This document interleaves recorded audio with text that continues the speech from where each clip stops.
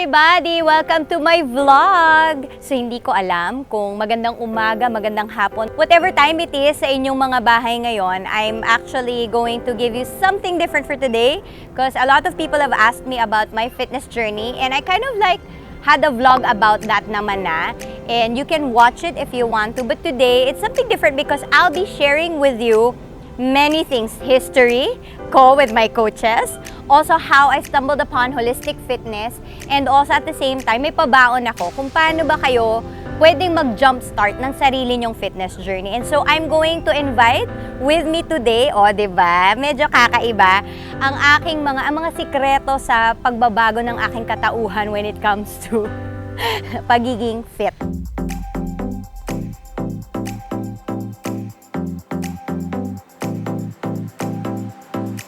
So welcome my coaches Jay and Irish. Hello. Please come over.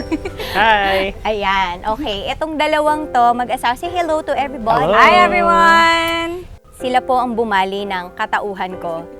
Literal po yun. Muntik na pong mabali ang mga buto ko sa una naming pag-meet ni Irish.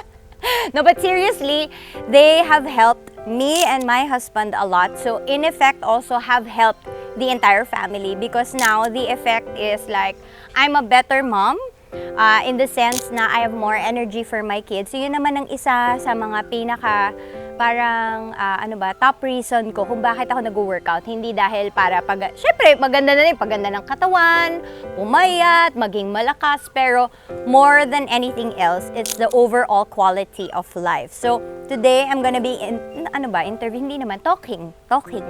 Chika-chika lang. Yes! Okay. Unahin muna natin si Coach Irish. Maybe you can tell them a little bit about yourself. Ano ba ang iyong history? How did you get into the whole fitness journey?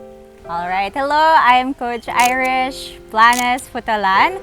I'm half of With the Futs.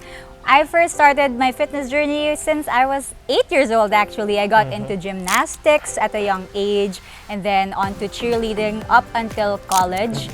After college, I got into Bar 3, which is actually where I met our common friend Voika, Right, who introduced us to each other.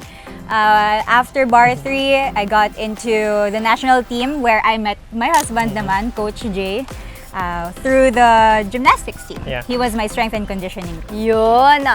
Sige, bago natin ituloy yung kwentuhan with Coach Irish, Coach Jay naman, ikaw naman yung history mo. How did you get into the whole coaching athletes thing? Starting out, when I was a kid, I was born in the province. So, outdoors, talaga, you're encouraged to move because of the space. So makit ng puno, nakipaghabulan, nakapaag. So, then we moved to Manila and then, dahil nga we were in a village, so na-expose ako sa more on organized sport, like basketball, diba? And then, when I got into high school, also, I was exposed to sports beyond basketball and doon ko rin na-meet yung mga early mentors ko.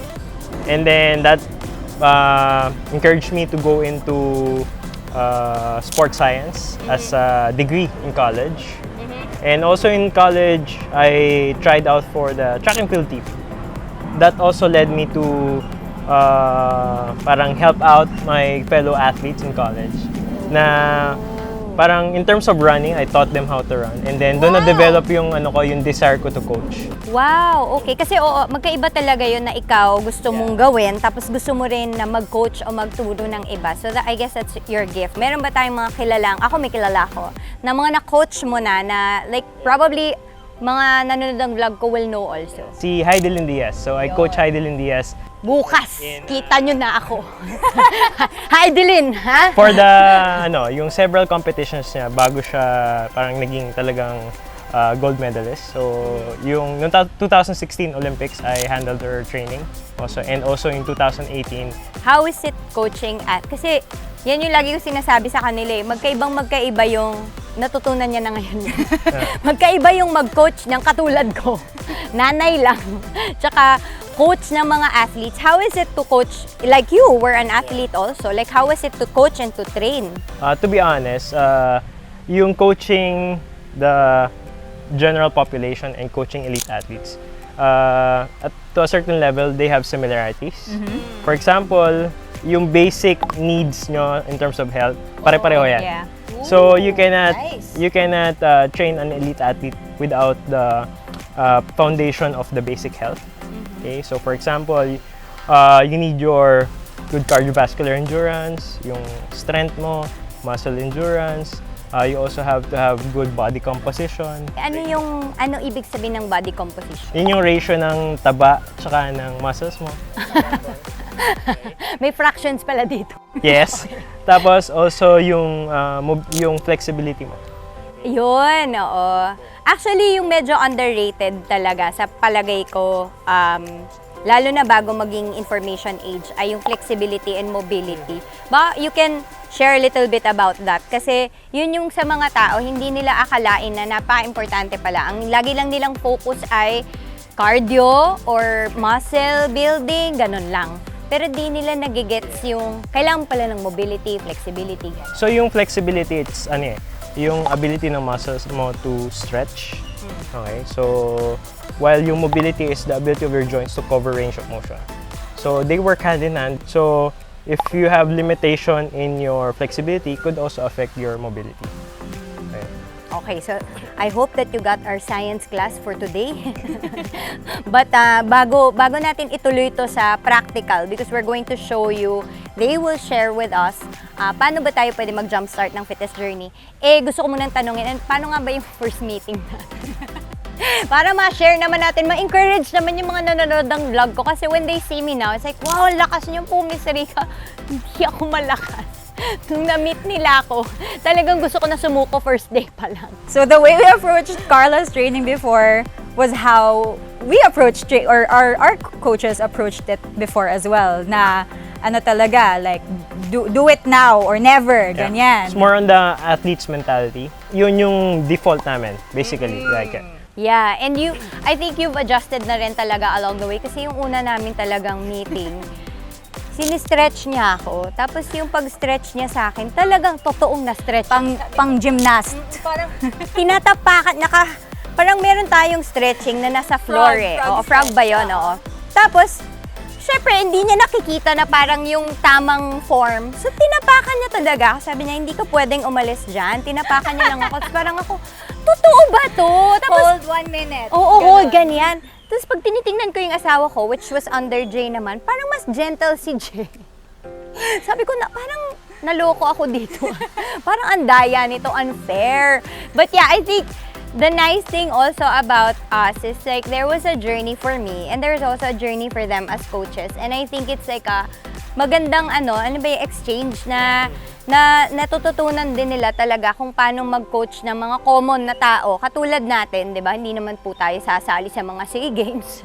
Sasali lang po tayo sa mga games ng anak natin. Paano ba yung training pag ganon? So today, we're going to have a sample of that, di ba?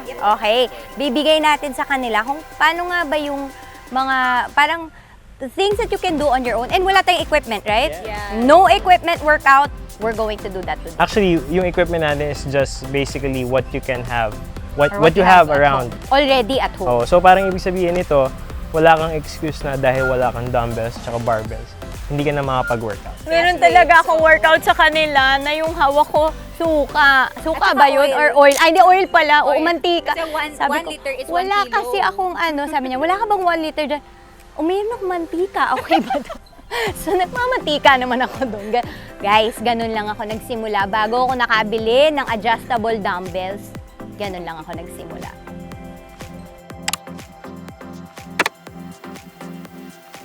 Bago tayo mag-proceed sa ating workout, we can talk about back to basics. You have this new program, right? Sige, tell us all about it. Okay, Back to Basics is a program specifically designed for beginners. So our aim is ma-encourage natin yung ating mga kaibigan, family to move. Okay, so not necessarily work out right away, but we give them a chance to try out exercises in different levels. Okay, covering various movements for them to also develop their strength, okay, yung kanilang endurance, okay, and also improve din yung kanilang body composition. Okay, and you have designed this for beginners. And so I'm sure, no, kapag ka beginner kasi, ano yan, katulad nga nung sinabi mo kanina, hindi mo naman akalain na ako ay hindi mo naisip na I'm coming from a sedentary lifestyle. So is this friendly for those who really have no, like me, hindi naman ako athlete, hindi naman ako active. Nung nakilala nyo ko, pwede to sa kanila. It is. It's very specific for those who have not moved in a long time.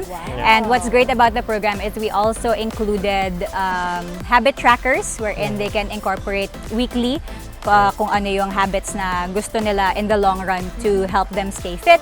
And also, we included a fitness and nutritional reflection guide. Yes. We feel that really a lot of fitness is mental more than physical. So we want to be able to keep our clients in a good headspace all throughout, especially in the foundational phase of their fitness journey. Super important talaga yung mental. Maybe we can expound a little bit on that na ano ba yung, bakit mo nasabi na importante yung mental? Like, what do you see in your clients that make you understand them more na hindi lang pala ito just, you know, yung kailangan mong gumalaw or a matter of like willpower?